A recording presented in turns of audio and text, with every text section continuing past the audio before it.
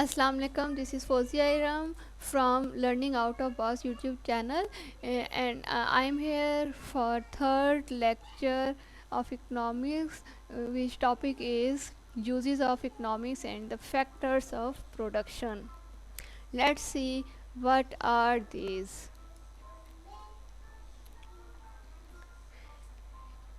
At initially, we will see that some important terms that are used in economics.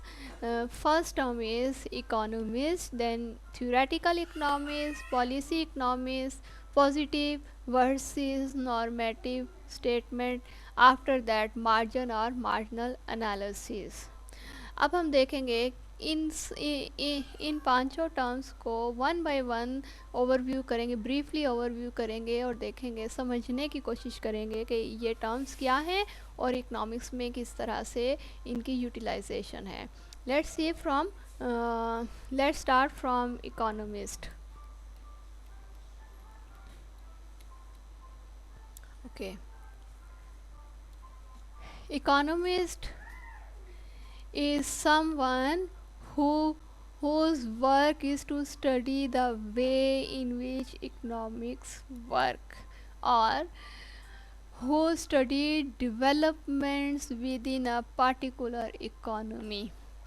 इसका मतलब क्या हुआ कि इकोनॉमिस्ट वो शख्स होता है जो ये देखता है, उसका जो ये स्टडी करता है कि इकोनॉमिक्स किस तरह से काम कर रही है, या वो किसी भी स्पेसिफिक इकोनॉमी के स्पेसिफिक एरिया को की डेवलपमेंट में काम कर रहा होता है.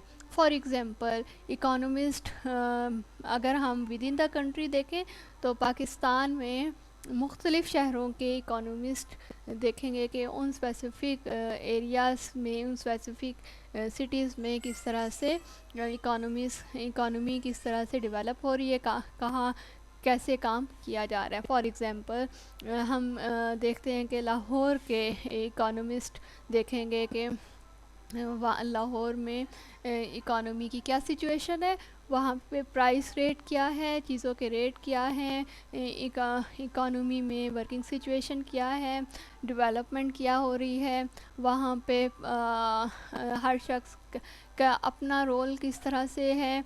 फॉर एग्ज़ाम्पल, लेबर्स का किस तरह से रोल है, इंटरप्रेन्योर्स का किस तरह से क्या वो काम कर रहे हैं, किस तरह से न्यू डेवलपमेंट हो रही है, ये सारे के सारे वहाँ स्पेसिफ़िक एरिया स्पेसिफ़िकली लाहौर के इकोनॉमिस्ट ये जज कर रहे होंगे. सिमिलरली मुख्तलिफ़ पाकिस्तान के सारे ही शहरों के इकोनॉमिस्ट जो हैं उन इलाक़ों की डेवलपमेंट में, उन इलाक़ों की को इसी तरह से स्टडी कर रहे होंगे.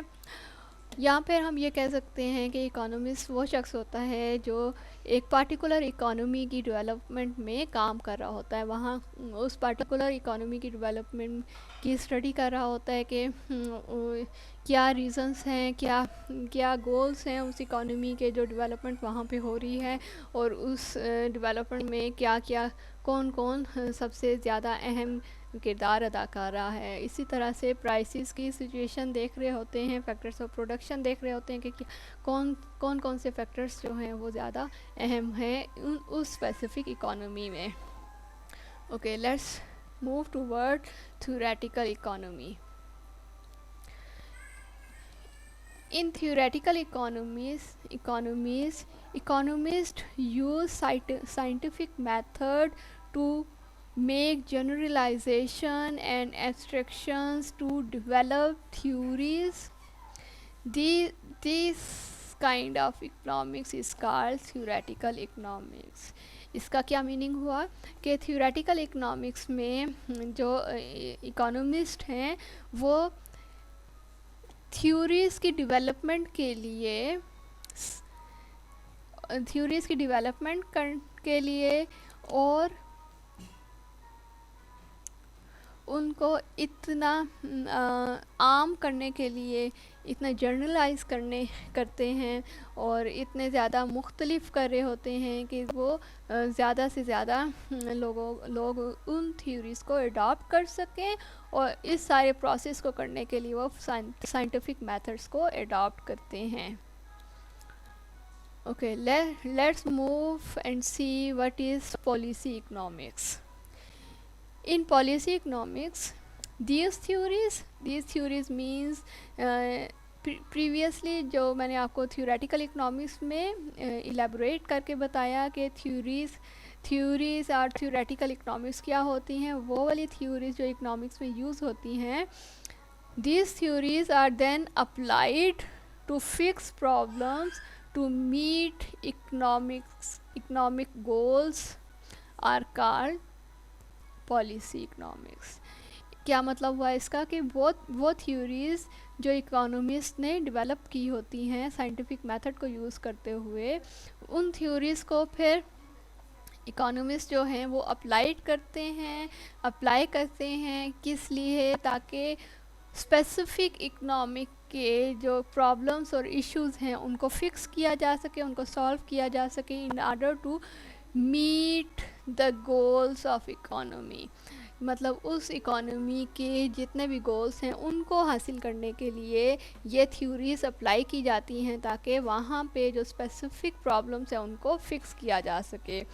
अब ये सारे का सारा जो प्रोसेस हो रहा होता है, इसको हम कहते हैं कि ये पॉलिसी इकोनॉमिक्स है. मतलब वो इस तरह की पॉलिसीज़ जनरेट करते हैं कि इन थ्योरीज़ को किस तरह से अप्लाई करते हुए उन प्रॉब्लम्स को फिक्स करना है जो उस स्पेसिफिक इकोनॉमी के में जनरेट हो रहे होते हैं या होते हैं, और ताकि वो इकोनॉमी जो है वो अपने गोल्स को हासिल कर सकें. Okay, let's see what is positive versus normative statement. In positive statement based on facts, and in positive statement economists avoid value judgment. For example, in positive statements it is asked that what is this, right. और normative statement में क्या होता है कि normative statement includes value judgement and they avoid facts, right. अब ये value judgement को किस तरह से जज कर रहे होते हैं ये देखते हैं. ये क्वेश्चन इस तरह से रेज करते हैं और इस तरह के इश्यूज़ को, पॉइंट्स को सॉल्व करते हैं कि व्हाट ओट टू बी, मतलब क्या होना चाहिए. इस तरह से ये नॉर्मेटिव स्टेटमेंट में सारे के सारे ओवरव्यू ले रहे होते हैं और जितने भी इश्यूज़ वगैरह होते हैं उनको रेस करके उनको सॉल्व करने के लिए, यानी उनके सॉल्यूशंस ढूंढ रहे होते हैं. ओके, अब हम देखते हैं कि मार्जिन और मार्जिनल एनालिसिस इकोनॉमिक्स में क्या होते हैं, राइट. मार्जिन और marginal analysis it involves making decisions based on additional benefits versus additional cost, right. अब मार्जिनल एनालिसिस, मार्जिनल का मतलब ये होता है कि कोई भी एडिशनल यूनिट जब यूज़ कर रहे होते हैं किसी भी प्रोडक्शन में, एडिशनल यूनिट मतलब कोई नई मशीन अगर परचेज़ कर ली गई है या लगा ली गई है, इसी तरह से कोई नया लेबर अगर हायर कर लिया गया है, कि कोई नई बिल्डिंग अगर कंस्ट्रक्ट कर ली गई है, कोई नई गाड़ी अगर किसी भी कंपनी ने परचेज़ कर ली है, तो उन सारी चीज़ों का additional benefits versus additional cost क्या है. अगर उसका एडिशनल बेनिफिट जो हैं वो एडिशनल कॉस्ट से ज़्यादा होंगे तो वो फिर वो कंपनी उस नए यूनिट को ऐड करेंगे.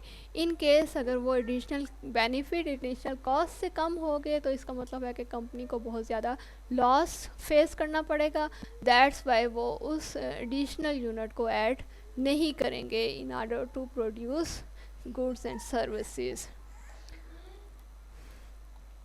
ओके, अब हम देखते हैं कि इसकी एग्जांपल क्या है.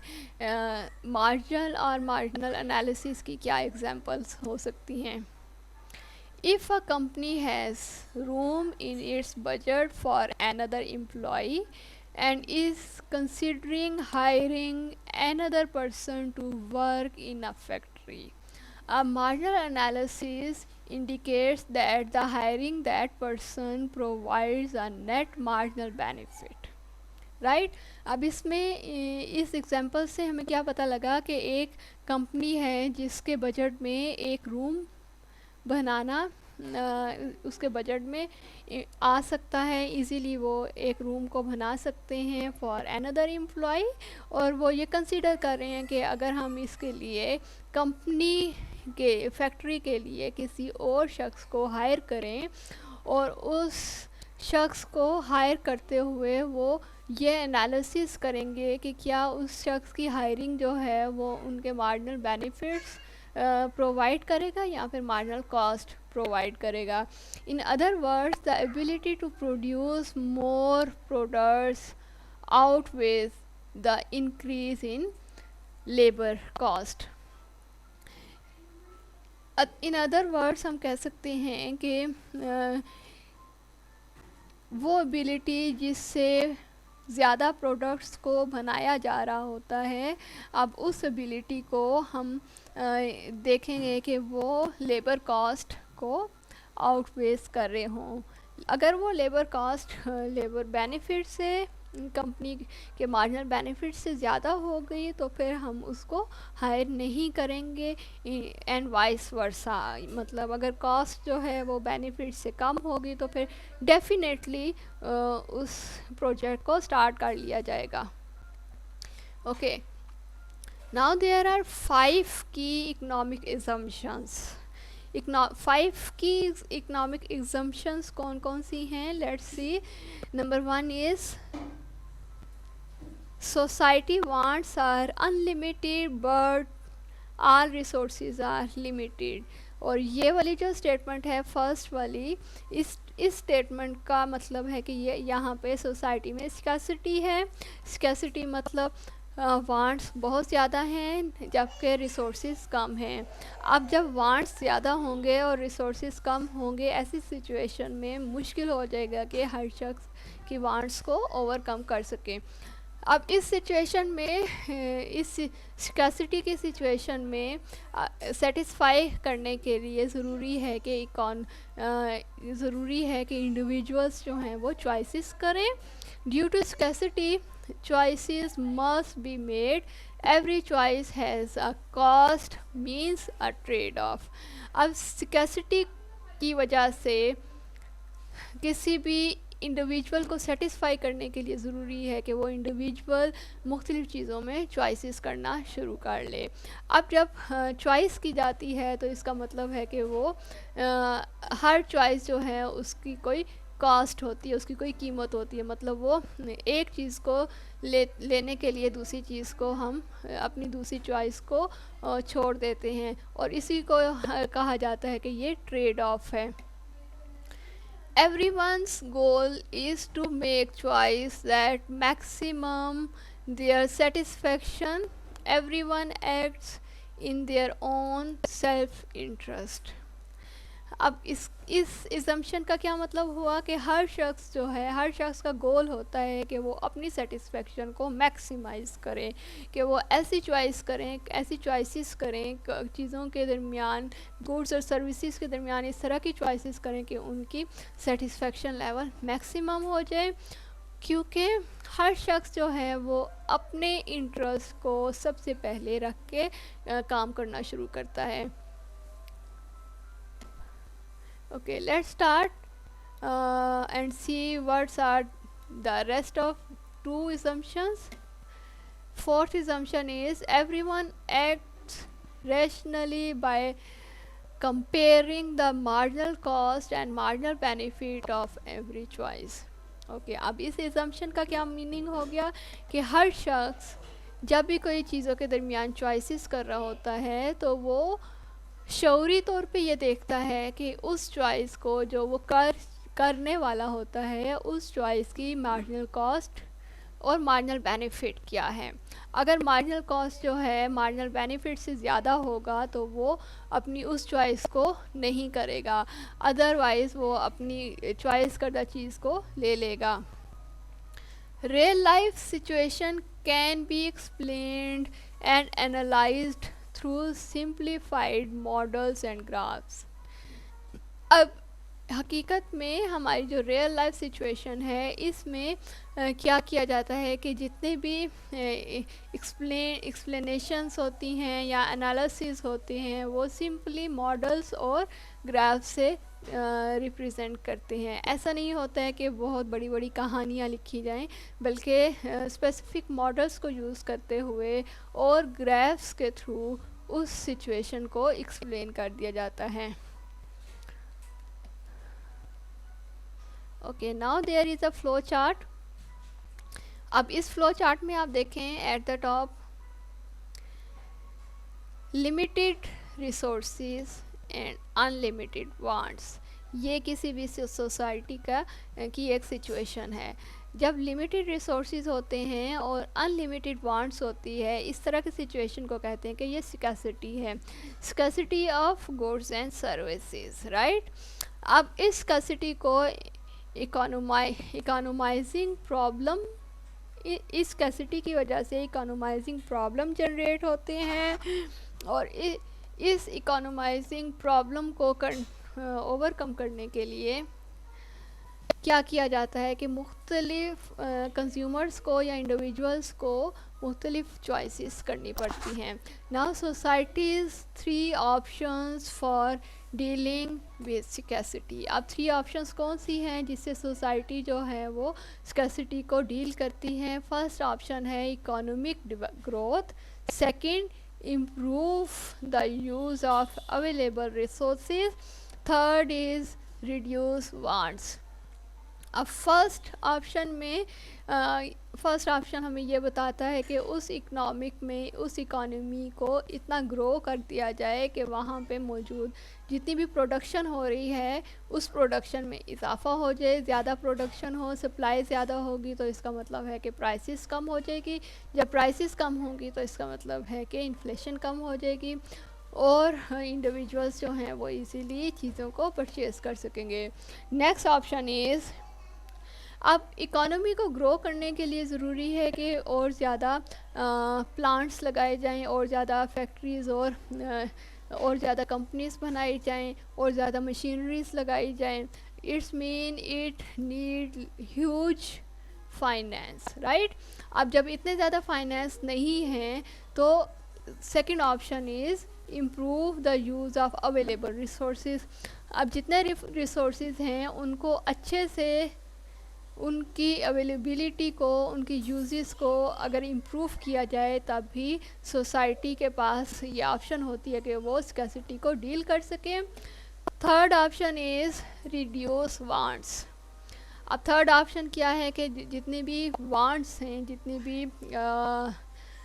भी ख्वाहिशात हैं, जितनी भी ज़रूरतें हैं उनको मिनिमाइज़ किया जाए।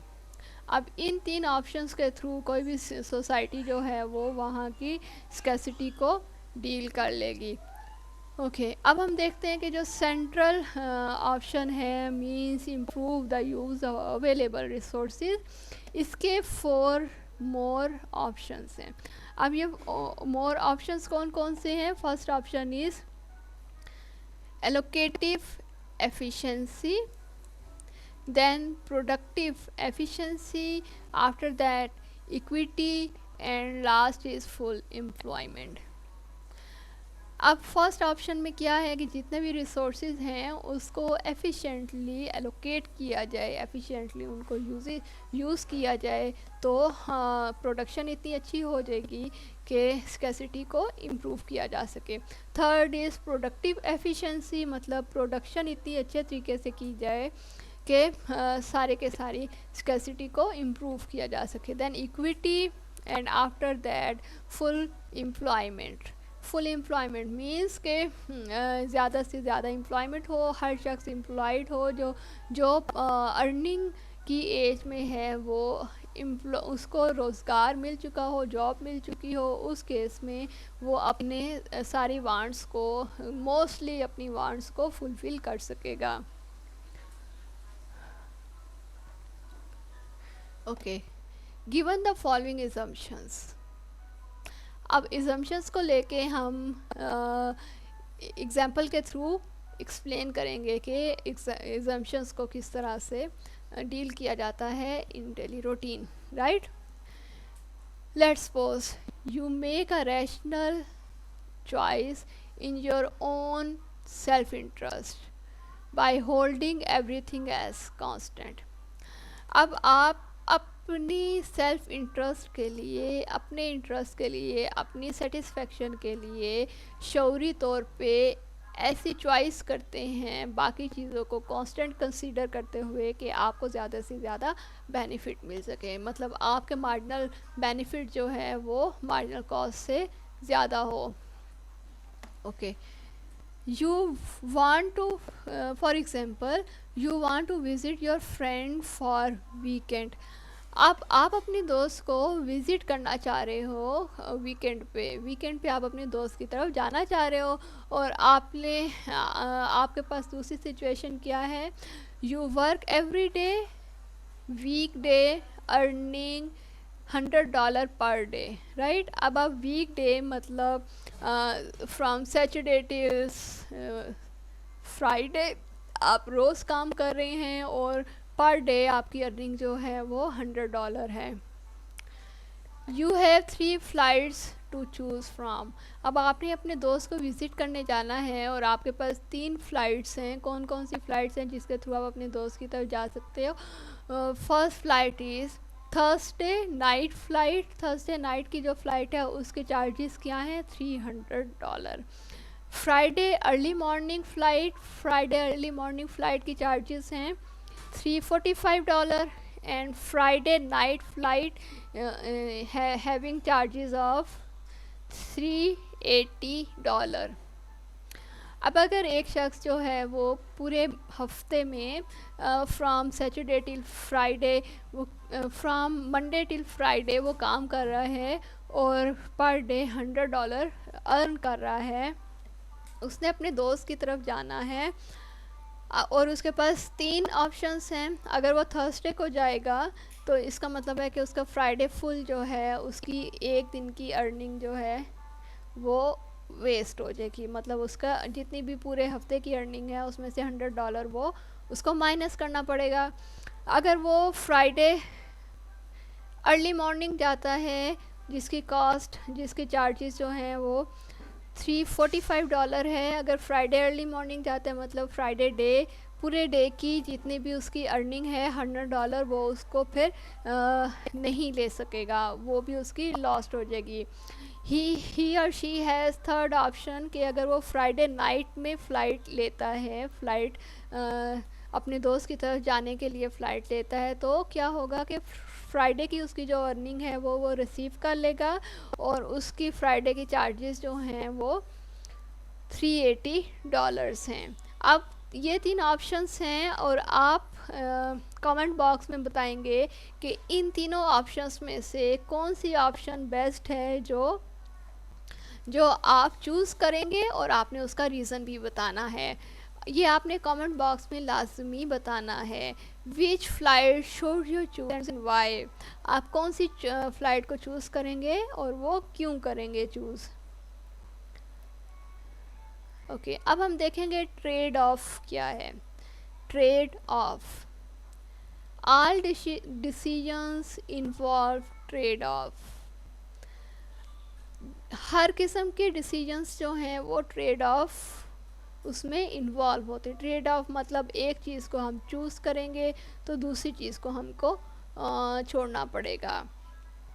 Trade off all are all the alternatives that we give up whenever we choose one course of action over other।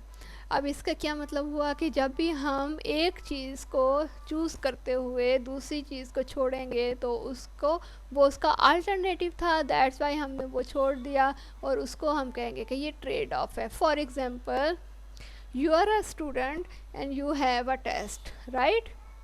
आपको एक टेस्ट मिला हुआ है जो आपका टुमारो मतलब कल आपका टेस्ट होना है, और आज के दिन जब आप कॉलेज से वापस आए हैं, घर में हैं, अपने टेस्ट की प्रिपरेशन कर रहे हैं, आपका दोस्त आया है आपको कहने के लिए कि आओ मूवी देखने जाते हैं। अब आपके पास चॉइस है कि या तो आप अपने टेस्ट को प्रिपेयर करें या फिर आप मूवी देखने जाएं।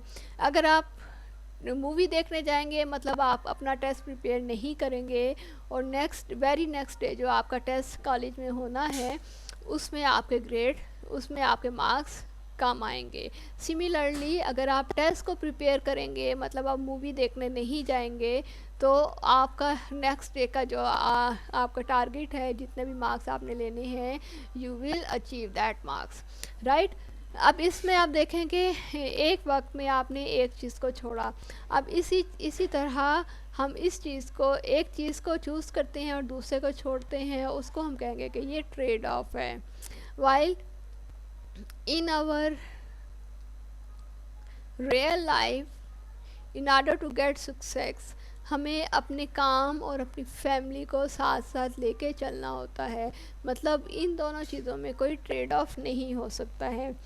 अगर हम अपनी फैमिली को ज़्यादा प्रेफर करेंगे तो हमारा काम जितना जो भी हमारी वर्किंग है उसमें हमें टाइम, उस वहाँ का टाइम सारा हमें फैमिली को देना पड़ेगा, जिसकी वजह से हमारी वर्किंग अफेक्ट होगी, हमारी अर्निंग अफेक्ट होगी, और जब अर्निंग अफेक्ट होगी तो फिर फैमिली इनडायरेक्टली अफेक्ट होना शुरू हो जाएगी, डायरेक्ट अफेक्ट होना शुरू हो जाएगी। सिमिलरली अगर हम सारा टाइम अपना काम को देना शुरू कर देंगे, मतलब हम फैमिली को कोई काम टाइम नहीं देंगे, तो इसका मतलब है कि फैमिली अफेक्ट करना शुरू कर देगी, और जब फैमिली अफेक्ट करेगी तो डेफिनेटली कुछ अर्से बाद हमारा काम भी अफेक्ट करना शुरू कर देगा। इसीलिए ज़रूरी है कि सक्सेस हासिल करने के लिए, तरक्की हासिल करने के लिए फैमिली और काम को इक्वली साथ लेके चला जाए। We can say that there isn't any trade-off between family and work. Okay, अब हम मज़ीद इलेबोरेट करेंगे कि ट्रेड ऑफ क्या है। The most desirable alternative given up as a result of decision is known and as opportunity cost. अब trade off में क्या होता है कि हम अल्टरनेटिव को किसी एक को चूज़ करने के लिए दूसरे को हम छोड़ते हैं, तो उसको हम कहेंगे कि ट्रेड ऑफ है। अब मोस्ट डिज़ायरेबल अल्टरनेटिव मतलब कुछ अल्टरनेटिव ऐसे होते हैं कि जो आपको लेना बहुत ज़रूरी होता है और आपको बहुत डिज़ायर होता है कि आप उस अल्टरनेटिव को चूज़ करें, लेकिन फॉर सम हाउ आप उसको चूज़ नहीं कर पाते हैं। उस केस को हम कहेंगे कि ये अपॉर्चुनिटी कॉस्ट है। मतलब आपके पास अपॉर्चुनिटी थी लेकिन आपने समहाउ उस अपॉर्चुनिटी को अवेल नहीं किया, उस अल्टरनेटिव को चूज़ नहीं किया, और उसको हम कहेंगे कि ये अपॉर्चुनिटी कॉस्ट है। ओके, अब आपके पास एक और टास्क है कि आपने कमेंट बॉक्स में मुझे बताना है कि what are trade off deciding to go to college. College जाने के डिसीजन में आपको क्या कुछ ट्रेड ऑफ करना पड़ा, मतलब आपके पास कौन कौन सी ऐसे कॉलेज के साथ साथ आपके पास इस तरह की कॉलेज के साथ साथ आपके पास कौन कौन सी एक्टिविटीज़ थी जो आपको छोड़ना पड़ी, और आपको कॉलेज जाते हुए उन चीज़ों को छोड़ना पड़ा, उन चीज़ों के साथ उन एक्टिविटीज़ को कॉलेज के साथ ट्रेड ऑफ करना पड़ा। Okay, now up till now we have covered initially we see that what are the uses of economics। At that step हमने देखा कि मुख्तलिफ टर्म्स कौन सी हैं, मोस्ट इम्पॉर्टेंट टर्म्स कौन सी हैं जो इकनॉमिक्स में यूज़ होती हैं। उसके बाद हमने ये देखा कि ट्रेड ऑफ क्या है। उसके बाद हमने स्कैसिटी को भी ओवरव्यू किया और स्कैसिटी को फ़्लो चार्ट के थ्रू भी ओवरव्यू किया। होप्स हो कि अभी तक आप जितना हमने कवर किया है वो आपको बहुत अच्छे तरीके से समझ आ गया होगा। अगर उसमें से कोई चीज़ आपको समझ नहीं आ रही है तो आपने कमेंट बॉक्स में लाजमी पूछना है, क्वेश्चन करना है, so that I will satisfy your want. of exploring the economics and these terms and these statements. Okay अब हम मूव करेंगे फैक्टर ऑफ प्रोडक्शंस की तरफ. In economics factors of productions are used in the production process to produce output, right? अब इसमें क्या होता है कि factor of production or resources or input which are used in production process to produce output or finished goods and services, right. अब ये वो factor of production है जो किसी भी चीज़ की प्रोडक्शन के लिए, किसी भी सर्विस की प्रोडक्शन के लिए उस प्रोडक्शन प्रोसेस में यूज़ हो रहा होता है. वो एज ए इनपुट यूज़ होता है, एज अ रिसोर्स यूज़ होता है. उस सारे रिसोर्स को, उस इनपुट को हम कहेंगे कि ये फैक्टर ऑफ प्रोडक्शन है. There are four main factor of production. Four main factor of production कौन से हैं? Land, labor, capital, entrepreneur. So factor of production are land, labor, capital, entrepreneur. Factor of production क्या है? Factor of production वो input हैं, वो resources हैं जो हम किसी भी चीज़ की या किसी भी गुड और सर्विसेज की प्रोडक्शन के लिए यूज़ कर रहे होते हैं. उन रिसोर्सेज को, उन इनपुट्स को फैक्टर ऑफ प्रोडक्शन कहते हैं. और फैक्टर ऑफ प्रोडक्शन बेसिकली 4 हैं. कौन कौन से? Land, labour, capital, entrepreneur. अब हम वन बाय वन इन चारों को देखेंगे कि ये क्या है. वन बाय वन हम देखेंगे कि ये कौन कौन से, लैंड का क्या मतलब है, ये किस तरह से फैक्टर ऑफ प्रोडक्शन है. सिमिलरली लेबर किस तरह से फैक्टर ऑफ प्रोडक्शन है. कैपिटल एंड एंटरप्रेन्योर क्या रोल प्ले करता है. Okay, before starting in the one by one of each factor of production, यहाँ पे एक पूरा चार्ट है जिसमें 4 फैक्टर ऑफ प्रोडक्शन मेंशन है. Let's see one by one. Land. अब लैंड जो फैक्टर ऑफ प्रोडक्शन है, इसमें आप देखेंगे इस पोर्शन में जो लैंड का पोर्शन है, लैंड की पिक्चर है, इसमें आप देखते हैं कि सारे ऐसे रिसोर्स जो नेचुरली मौजूद हैं उसको हम लैंड में शामिल करेंगे. Now labour. लेबर में हर वो शख्स शामिल होगा जो अपनी स्किल से, अपनी हार्ड वर्किंग से कोई किसी भी फैक्ट्री में या किसी भी इंस्टीट्यूट में काम कर रहा होगा. Capital. Capital means all machinery from screw till vehicles, any kind of vehicles जो किसी भी चीज़, किसी भी फैक्ट्री में यूज़ हो रहे हैं. अब इसमें कैपिटल में कंप्यूटर भी शामिल होगा, कैपिटल में इंटरनेट भी शामिल होगा, कैपिटल में हर वो मशीनरी शामिल होगी जो उस फैक्ट्री में या उस प्रोडक्शन प्रोसेस में यूज़ हो रही होगी. एंटरप्रेन्योर. एंटरप्रेन्योर क्या है? एंटरप्रेन्योर वो शख्स होता है जो अपने आइडियाज़ को लेके किसी भी बिज़नेस को लॉन्च करता है, किसी भी प्रोडक्शन प्रोसेस को स्टार्ट करता है, राइट. मतलब वो बिजनेसमैन है, उसको हम एंटरप्रेन्योर कहेंगे, एंटरप्रेन्योरिस कहेंगे, जो वो सारे का सारा प्रोडक्शन प्रोसेस स्टार्ट करता है. ओके, अब हम देखेंगे कि लैंड कैसे फैक्टर ऑफ प्रोडक्शन है. Land, it includes the gift of nature और नेचुरल प्रोसेस. अब लैंड में क्या चीज़ शामिल है? खाली ये ज़मीन ही शामिल नहीं होगी, बल्कि इसमें हर वो नेचुरल रिसोर्स शामिल होगा जो नेचुरली पाया जाएगा, जो अल्लाह ताला ने हमें गिफ्ट किया होगा. It's mean they are not created by human affects, right. इंसानों की कोशिश से वो रिसोर्स नहीं जनरेट होगा, बल्कि वो नेचुरली हमें मिला होगा, नेचुरली हमारे पास मौजूद होगा. ओके, अब हम देखते हैं कि लेबर कैसे लेबर कैसे फैक्टर ऑफ प्रोडक्शन है। Labour includes people which are there with all their affects and abilities. अब लेबर कौन है कि लेबर वो लोग हैं जो अपने सारे मेहनत से, अपनी एबिलिटी से, अपनी स्किल से किसी भी प्रोडक्शन प्रोसेस में पार्टिसिपेट कर रहे होते हैं। अब इस लेबर में वो कारपेंटर भी शामिल होगा जो उस फैक्ट्री में काम कर रहा होगा, वो इलेक्ट्रीशियन भी शामिल होगा जो उस फैक्ट्री में काम कर रहा होगा, राइट। वो स्वीपर भी शामिल होगा जो उस फैक्ट्री में काम कर रहा होगा। इट्स मीन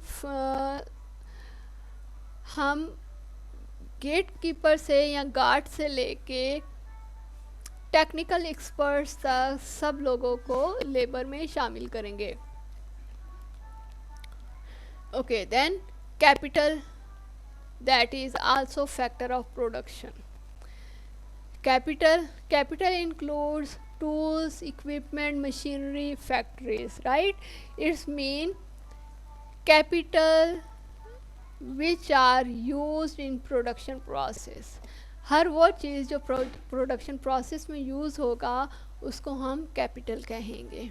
अब ज़रूरी नहीं है कि ये मशीनरी हो, ज़रूरी नहीं है कि ये सिर्फ इक्विपमेंट हो, औज़ार हो, बल्कि कंप्यूटर, इंटरनेट जो मौजूदा या मॉडर्न एरा में किसी भी चीज़ की प्रोडक्शन में बहुत अहम रोल प्ले कर रहा है, वो भी फैक्टर ऑफ प्रोडक्शन के कैपिटल फैक्टर ऑफ प्रोडक्शन होगा।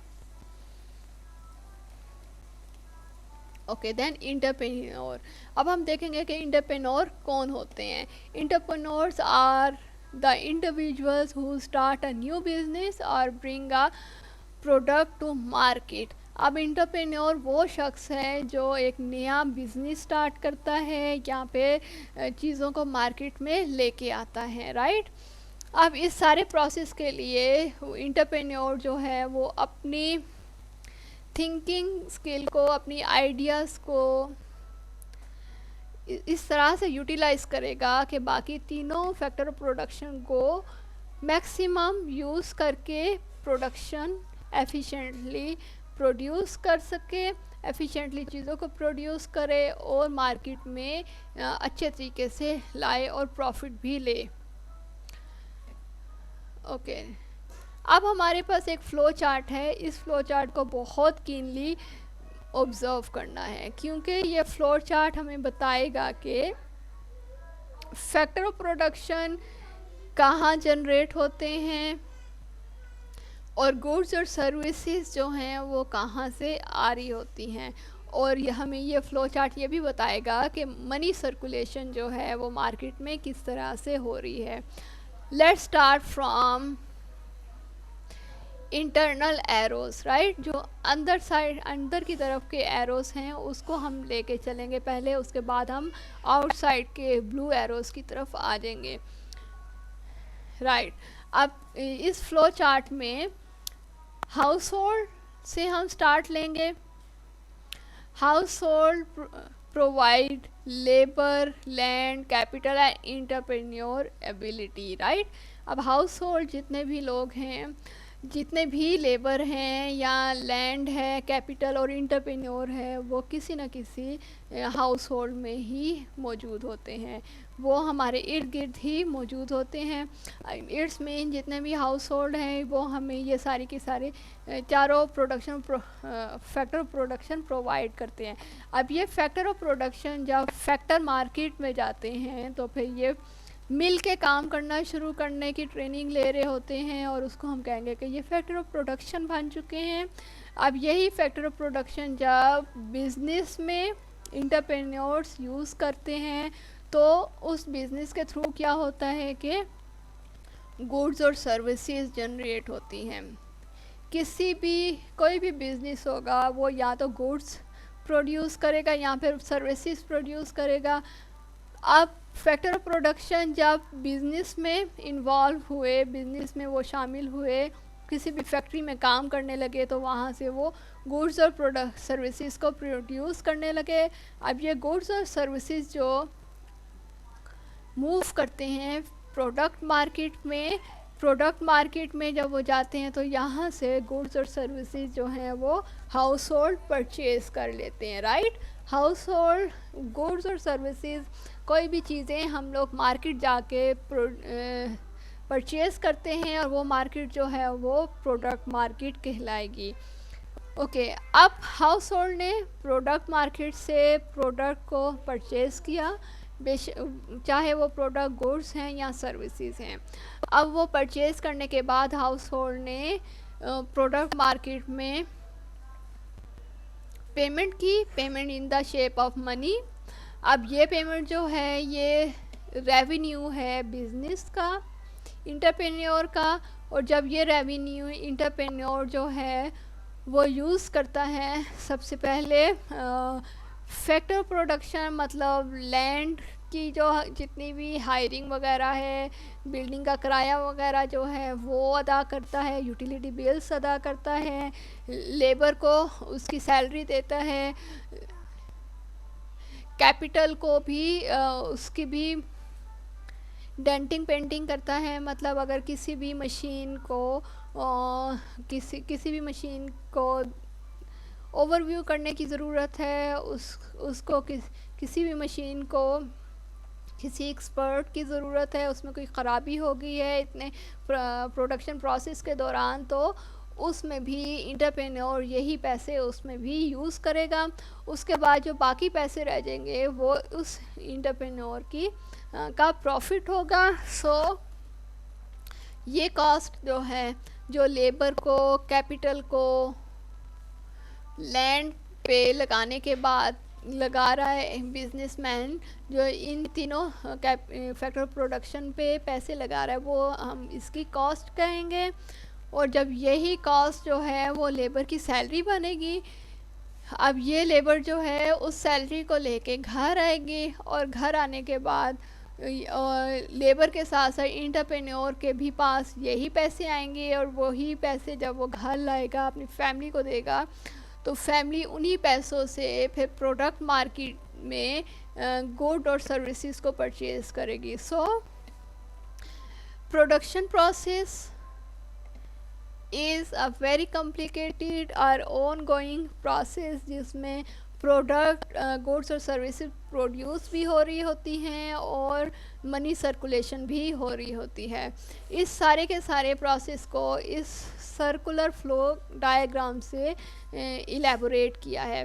होप सो कि आपको यह प्रोसेस भी सर्कुलर फ्लो डायग्राम में गुड और सर्विसेज का, इंटरप्रेन्योर का, फैक्टर प्रोडक्शन का, मनी सर्कुलेशन का प्रोसेस भी अच्छे तरीके से समझ आ गया होगा। अगर इसमें से आपको कोई भी चीज़ समझ नहीं आई है तो must ask in comment box. Another thing is that आपको लेक्चर बहुत अच्छे से समझ आ चुका होगा। अगर नहीं आया है तो कोई भी चीज़ इसमें आपको समझ नहीं आई है तो आप उसके क्वेश्चन लास्ट में पूछें, और साथ साथ आप इस चैनल को सब्सक्राइब भी करें ताकि हर आने वाला लेक्चर जो है वो आपको इजीली अवेलेबल हो जाए, राइट। Thank you. अल्लाह हाफिज़।